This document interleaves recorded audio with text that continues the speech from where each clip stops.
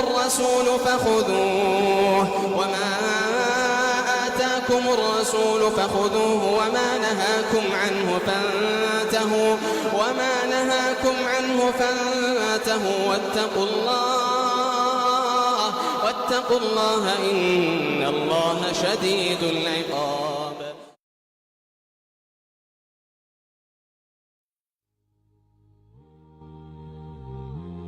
What I said is, when you see that which you like, you should take preemptive measure to seek Allah's help and protection from the evil eye. This is preemptive, before it happens. Now, if you want to seek Allah's aid and protection from evil eye, and note, this is a precautionary, one of the precautionary measures before anything happens. In addition to dhikr and qira'ah, one of the things is, if one presumes they themselves have an evil eye, or others, the Prophet ﷺ gave us some guidance on that. This is to prevent an evil eye. When you see, for example, a beautiful kid, when you see a smart kid, when you see a nice house, when you see a nice car, when there's a significant achievement, you don't want an evil eye to affect no one. So what should be on the tongue of Muslims is what the Prophet ﷺ told us. And it's not mashallah. It's not mashallah. I repeat what I repeated before. It's not mashallah. And it's not la ilaha illallah. And it's not Allahumma salli ala Muhammad. And it's not mashallah la quwwata illa billah. And it's not tabarakallah. It's none of those. Those are praise words. They're beautiful. They're maybe dhikr. They're good. They're nice. They're to be used. But everything gotta be used in its proper time, in its proper place. You can use these as dhikr on your own time. The question is, what is used to be seek refuge in Allah from an evil eye? What's the term? You most definitely, for example, don't knock on wood. You want the proper guidance, the proper medication to seek saving from, to seek refuge in Allah from an evil eye, or so you yourself will not hurt others. You say, Allahumma barik lahu. Allahumma barik lahu. If he's male, may Allah bless him. Allahumma barik lahu. Allahumma barik lahu. If she's a woman, Allahumma barik laha. May Allah bless her. If it's a car someone has, barakallahu laka fiha. May Allah bless it for you.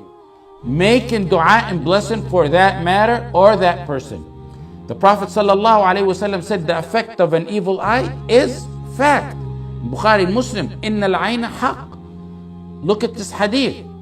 Abu Umama narrated that Sahal ibn Hunayf, on the authority of his father, they went and with the Prophet Muhammad ﷺ on a journey, and they reached to a valley.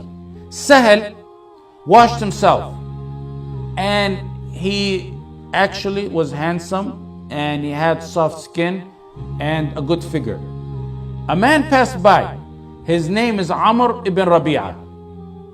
He looked at him as he was bathing, and he said, wow, what a nice delicate figure.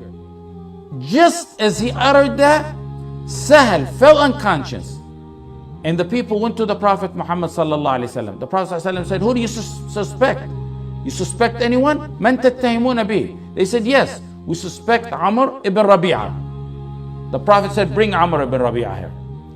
He brought Amr ibn Rabi'ah. The Prophet reprimanded him and sort of scolded him. He said, why try to kill your brother in faith? Did he pull a knife or anything? No, it's by his eye he was trying to kill him that the Prophet meant. Why not say, upon seeing the fascination of if you're fascinated with your brother, may Allah bless you. Make dua for his barakah. إِذَا رَأَى أَحَدُكُم مِّنْ أَخِيهِ مَا يَعْجِبُهُ فَلْيَدْعُ لَهُ بِالْبَرَكَةِ. This is the point of it. The Prophet ﷺ said, wash off the trace of envy by making dua of barakah. He didn't say you say mashallah. He said you say la ilaha illallah. Amr, the man who caused the evil eye, he was ordered to bathe, wash his elbows, thighs, his hands, and pour water all over himself while he was in a what would be called today a tub. Then the contents of that tub were poured over Sahal ibn Hunayf. And upon doing that, Sahal recovered. This is the authentic hadith. It's in Musnad Ahmad and it's in Ibn Majah. So the washing off, the one who caused the envy eye, was ordered to take a bath. His leftover were in a tub, and that leftover were poured over the one he envied, he affected. This is after it happens. But before that, the Prophet ﷺ said, why didn't you make dua? What dua did he say? Did he say MashaAllah? Did he say La ilaha illallah? Did he say make salah on the Prophet ﷺ? Said إِذَا أَرَأَ أَحَدُكُم مِّنْ أَخِيهِ مَا يَعْجِبُهُ فَلْيَدْعُ لَهُ بِالْبَرَكَةِ.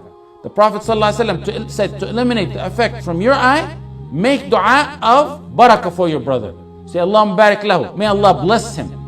Allahumma barik laha. If she's a woman, may Allah bless her.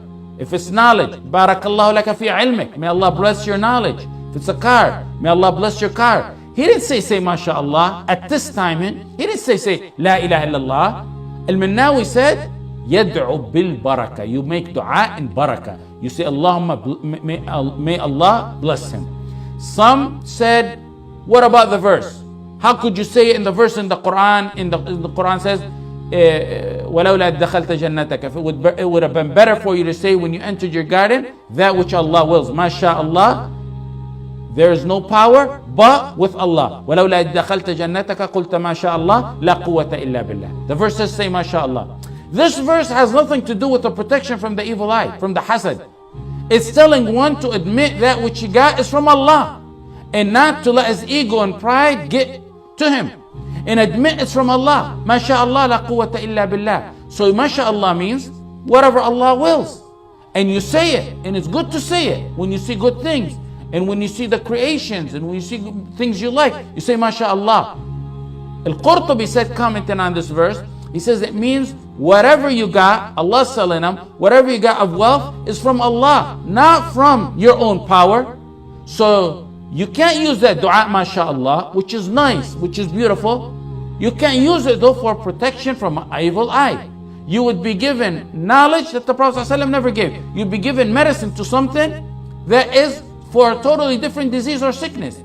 In a nutshell, if you see something you like, you make dua of barakah in it. Allahumma barik lahu, Allahumma barik laha. If someone sees a child and they have, for example, you have a child and they said, wow, he's so beautiful. Wow, he's speaking at that young age. Don't be ashamed to tell him, and the other person shouldn't take offense at it. Tell him, say Allahumma barik lahu. Make dua of barakah for the child. If you are memorizing and gaining knowledge, or you have something good going for you, or a job, or a car, or a relative sees it and it may be an evil eye, then tell them, make dua and barakah. Allahumma, revive a sunnah that's dead. The Prophet ﷺ advised newlyweds. When you see newlyweds, when you go visit them, in Tirmidhi, Nisa'i, Ibn Majah, the Prophet ﷺ said to say to them, Barakallahu lakuma wa alaykuma wa jama'a baynakum ala khair. May Allah bless for you. May Allah, Barakallahu lakuma, may Allah bless you both. Wa alaykuma, and bless and be upon you. Wa jama'a, and unite you together in goodness. This is precautionary for even eye. If you assume someone already has an evil eye, and there's proper signs of that, then there's Quran, there's proper dhikr. If you suspect someone in particular, you can ask that person to take a shower. The leftover of a shower, you put it on someone who you assume he affected. Those are the cure after he is. Just like flu. When you don't have flu, you go get a shot for vaccination. But you don't get the shot for vaccination after you're infected with flu. So before one is affected with an evil eye, to eliminate it, one of the ways is, which I mentioned, which you're talking about, your question, is you say Allahumma barik lahu. Allahumma barik. It's not MashaAllah. It's not MashaAllah, I say it. Even though I know you're saying to me, scholars are saying it's wrong. MashaAllah is not to be said to eliminate evil eye. MashaAllah was never in a hadith to say that. It was no authentic hadith to say that it is a prevention from evil eye. MashaAllah, say you see the sky, it's beautiful. You enter your own house, you're not afraid of an evil eye, say MashaAllah. However, if you're afraid of an evil eye, and you want to prevent it, فَلْيَدْعُ لَهُ بِالْبَرَكَةِ. Let him ask Allah for barakah in that person or in any matter that he has which you think are good. That's how it is. Also, you can recite Quran as prevention. That is what I mentioned. Now, after it falls, if someone is affected, then you got Quran, then you got dhikr, then you got washing of the person. If you know someone in particular, you can ask him to take a shower. He shouldn't take offense to it. And once he takes a shower, his leftover the water, the person who's affected takes a shower in that. Inshallah, just like the hadith we mentioned of Sahel, that it will be eliminated. The point of it, what I mentioned, is when you see what you like, it's Allahumma barik. It's not MashaAllah. It's not La ilaha illallah. It's not Allahumma salli ala Muhammad. It's not Tabarakallah. These are good phrases, beautiful phrases. But for the protection of evil eye, you ask Allah for barakah in that matter or in that person. You got it?